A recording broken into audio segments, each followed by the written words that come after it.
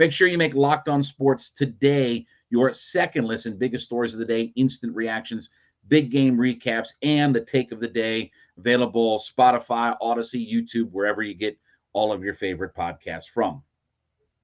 So yesterday we saw from the Atlanta Falcons that they voided Lorenzo Carter's contract. So now essentially he's a free agent, right? He's available to be on the open marketplace.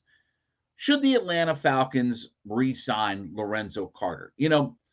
Carter did some decent things last year for this team, right? He had 4 sacks. He had the interception for a touchdown, right? He started all 17 games last year. He did some good things for this team. And basically, he cost you $3.5 million for his production, okay? If I could get Lorenzo Carter back for about the same number, $3.5–4 million on a 1-year deal, I'll do that. But here's the only thing, though, okay?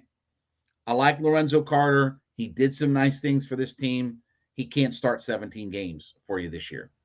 Now, injury or something like that creeps up, but he can't start 17 games. It's got to be Ebiketie on one side and a number 1 draft pick on the other side. That's what this has to be. That we keep monkeying around and tinkering around and futzing around with what our defensive line is. It's Ebiketie on one side, a high draft pick, a first-round draft pick on the other side. That has to be your starting 2 on the outside. I like Lorenzo Carter. I'll bring him back. I'll put him in the rotation. You're always going to rotate your defensive line guys around, right? Unlike your offensive line, those guys are going to rotate in and out. And look, guys are going to get nicked up, dinged up, things like that. Okay, he can be a capable starter if he gets in there. But if I bring him back and I'm not paying him any long-term deal, I saw something that said 3 years at $15 million. Why would I sell Lorenzo Carter for 3 years at $15 million? Like, if that's his market value, out of here, bye, see you, low, hasta lasagna, don't get any on you. But if I can get him back for a year on a prove-it deal and at the same kind of money, again, $3.5 to $4 million, I'll bump it up to $4 million, because we've got all this cap space available to us now, right? But he can't start 17 games for you this year. And while I like his production, again, 4 sacks, that's second on the team, I believe, next to Grady.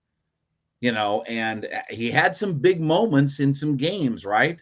The touchdown, the interception for the touchdown, a couple of late game sacks where he kind of helped seal the deal. Him and Grady had some moments late in games. I'm not opposed to bringing him back. What I am opposed to, though, is the idea that he starts 17 games.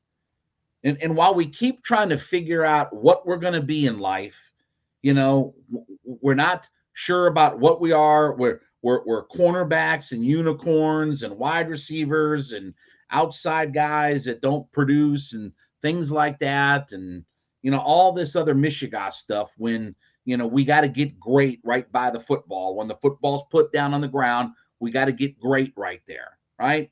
The closer to the football your players are great, the better your franchise will be. So I'm not opposed to having Lorenzo Carter back on this squad. I think he's a good veteran presence. He can play. He's capable. But starting 17 games for this team can't happen this year. And again, it's got to be Ebiketie, who, look, didn't barely start last year. Okay, you got to start him and turn him loose for 17 games. And then, again, I'm taking the 8th pick, and I'm finding my edge player, whatever the name is on the back of the jersey. Tyree Wilson, if he's available, he's probably not going to be there at 8. Miles Murphy, whatever. I don't care what the name is on the back of the jersey. They have to stand at that one defensive end, outside linebacker spot, whatever it is, edge player position, that they got a beeline for the quarterback. Here's what they got to do. Whoop, like this, right? Like this. A beeline for the quarterback. And go get him. But Carter's not a bad player. I think he'll have some value on the free agent market. I think that he's a guy that if you're looking for a rotational guy who can sub in, who can also start, and maybe Carter's not just maybe Carter probably isn't for most teams, probably a 17 game starter, just given the nature of the league. You want to have two guys that can wreak havoc on quarterbacks, right? Like you want to have not just one guy. You want Myles Garrett and Jadeveon Clowney, right? You want a duo like that. You want to have multiple guys that can get to the quarterback from the outside and put lots of pressure on, and then you free up guys in the middle, right? So I'll bring back Carter. Got to be right for the money.